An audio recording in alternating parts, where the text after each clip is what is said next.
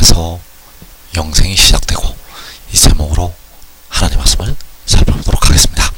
하나님께서는 이 마지막에 하나님의 자녀들을 모으는 일을 행하시게 되는데 바로 의의 나무들을 통해서 행하시게 됩니다. 그래서 하나님께서는 의의 나무들에게 먼저 영생을 주시게 되고 그 일을 이루시게 된다는 사실입니다. 그래서 이 시간에 의인들의 장막에서 영생이 시작되고 이 제목으로 하나님 말씀을 살펴보도록 하겠습니다. 그래서 하나님께서 택하신 백성들을 모을 때는 큰 나팔이 불리게 됩니다. 이 큰 나팔이 바로 하나님의 나팔 소리, 천지 진동하려고 할 때 그 하나님의 나팔 소리가 되겠고, 이때에 이스라엘 택하신 백성들을 모으시게 된다는 사실입니다. 그래서 이사 27장 12절 이하에서 너희 이스라엘 자손들아, 그날에 여호와께서 창이라는 하수에서부터 예굽 시내까지 과실을 떠는 것 같이 너희를 하나하나 모으시리라. 그날에 큰 나팔을 불리니, 그날에 큰 나팔이 불리게 되고 이스라엘 자손들을 하나하나 모으시게 된다는 사실입니다. 그래서 이때의 말씀이 마태복음 24장 31절과 같은 시기에 이루어지게 됩니다. 마태복음 24장 31절에서 그가 큰 나팔 소리와 함께 천사들을 보내리니 그들이 그의 택하신 자들을 하늘이 끝에서 저 끝까지 사방에서 모으리라. 자, 그의 택하신 자들이 바로 이스라엘 자손들, 그 이스라엘 자손들을 하늘이 끝에서 저 끝까지 사방에서 모으시게 된다는 사실입니다. 그래서 하나님께서 택하신 백성들은 모두 이스라엘의 범주에 들어가게 됩니다. 첫사람 아담부터 이 마지막에 택하신 백성들까지 모두 이스라엘의 범주 안에 들어가게 되고, 특별히 여기에서는 마지막 때 연단을 받는 백성들을 향해서 말씀을 하셨다는 사실입니다. 야곱의 환란에 들어가서 연단을 받는 백성들을 향해서 이 말씀을 하셨다는 것. 그래서 그들이 그의 택하신 자들을 하늘이 끝에서 저 끝까지 사방에서 모으게 되는데, 그들이 바로 의의 나무들. 그래서 이사 27장 6절에서 후일에는 야곱의 뿌리가 박히며 이스라엘의 움이 돋고 꽃이 필 것이라. 그들이 그 결실로 지면을 채우리로다.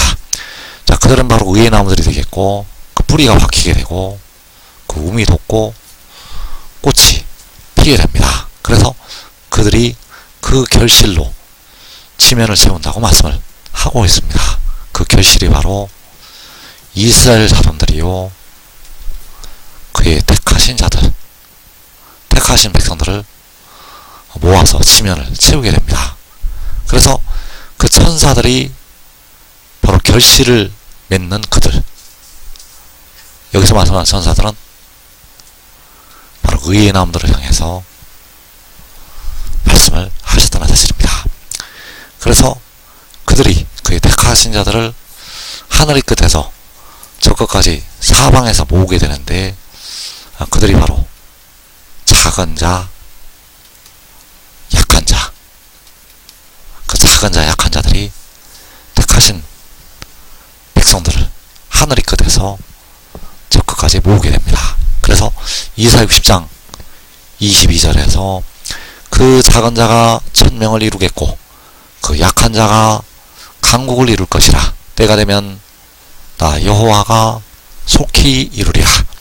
자, 그 작은 자, 그 약한 자가 택하신 자들을 사방에서 모으는 그 천사들,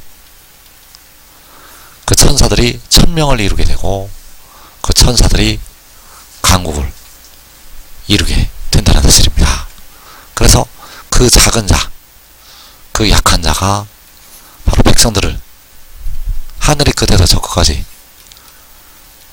모으게 되는데, 그 백성들이 바로 영생에 이르는 열매들, 영생에 이르는 택하신 자녀들이 되겠고, 그 열매들을 그들이 모으게 됩니다.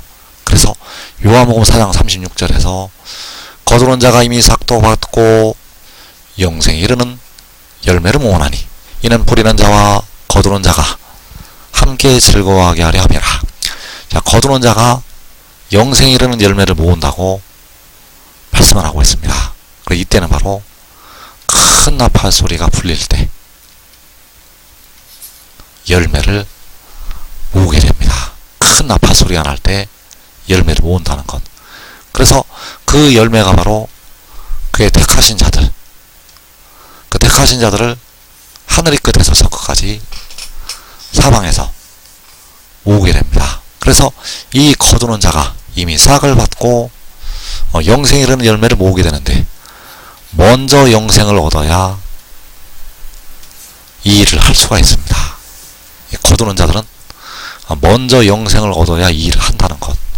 영생을 얻은 자가 영생에 이르는 백성들을 모으게 된다는 사실입니다. 그래서 거두는 자가 이미 싹도 받고 영생에 이르는 열매를 모으게 되는데, 그 싹을 받을 때 이 거두는 자들이 먼저 영생을 취하게 되고 화관을, 멸류관을 먼저 받게 된다는 사실입니다. 그래서 그들이 이미 싹을 받을 때 거기에서는 영생이 시작이 됩니다. 그리고 거기가 바로 시편 118편에서 의인들의 장막, 그 의인들의 장막에서 영생이 시작이 된다는 사실. 그래서 시편 133편에서 보라, 형제가 연합하여 동거함이 어찌 그리 선하고 아름다운고, 머리에 있는 보배로운 기름이 수염 곧 아론의 수염에 흘러서 그의 옷깃까지 내린 같고, 헐몬의 이슬이 시온의 산들에 내린 같도다. 거기서 여호와께서 복을 명령하셨나니 곧 영생이로다. 자, 형제가 연합해서 동감이 어찌 그리 선하고 아름다운 거라고 말씀을 하고 있습니다. 그래서 그 형제들이 바로 그 열매를 모으는 그 천사들, 하늘이 끝에서 저 끝까지 사방에서 택하신 자들을 모으는 그 천사들. 그래서 그들이 먼저 영생을 취하게 되고 하나님의 택하신 자녀들을 모으게 된다는 사실입니다. 영생을 먼저 얻는 자들이 영생에 이르는 백성들을 모아들이게 된다는 사실입니다. 그래서 그들이 이미 싹을 받을 때 독생자는 그들의 육신에 거하는 죄를 씻어주게 되고 그들에게 화관을 씌워주게 된다는 사실입니다. 그래서 그 의인들의 장막에서 기쁜 소리, 구원의 소리가 있게 됩니다. 그래서 로마서 7장 4절에서 그러므로 내 형제들아 너희도 그리스도의 몸으로 말미암아 율법에 대하여 죽임을 당하였으니 이는 다르니 곧 죽은 자 가운데서 살아나신 이에게 가서 우리가 하나님을 위하여 열매를 맺게 하려 함이라. 자, 죽은 자 가운데서 살아나신 이.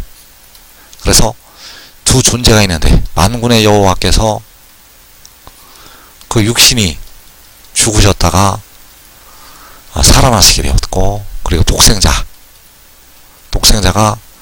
그 영혼이 제물로 드려져서 죽었다가 살리심을 받게 됩니다. 그래서 만군의 여호와께서는 백성들의 영혼을 음부의 권세에서 속량을 하셨고, 독생자는 백성들의 썩어질 몸을 무덤에서, 사망에서 속량을 하게 된다는 사실입니다. 그래서 백성들은 이 죽은 자 가운데서 살아나신 이에게 가서 하나님을 위해서 열매를 맺게 됩니다. 그 몸이 사망을 위해서 열매를 맺지 아니하고, 바로 무덤을 위해서 열매를 맺지 아니하고, 이제 하나님을 위해서 열매를 맺는다는 것. 그래서 하나님을 위해서 열매를 맺는 것은 우리가 독생자에게 가서 열매를 맺는 것이 된다는 사실. 그래서 열매를 맺는 가지가 열매를 맺게 됩니다. 열매를 맺는 가지가 열매를 맺는다는 것. 그래서 요한복음 15장 2절에서 무릇 내게 붙어있어 열매를 맺지 아니하는 가지는 아버지께서 그것을 제거해 버리시고 무릇 열매를 맺는 가지는 더 열매를 맺게 하려 하여 그것을 깨끗하게 하시느니라. 자, 열매를 맺는 가지, 바로 독생자에게 가서 하나님을 위해서 열매를 맺는 가지는 더 열매를 맺게 됩니다. 그래서 더 열매를 맺는 것은 바로 영생에 이르는 열매들을 모으는 것이요, 그 작은 자가 천명을 이루고 그 약한 자가 강국을 이루는 것이요, 그 택하신 자들을 하늘이 끝에서 저 끝까지 사방에서 모으는 것. 그래서 지금 믿고 순종하는 자들은 그 의인들의 장막에서 먼저 영생을 취하게 됩니다. 이 복된 자리에 꼭 들어가기를 축원합니다.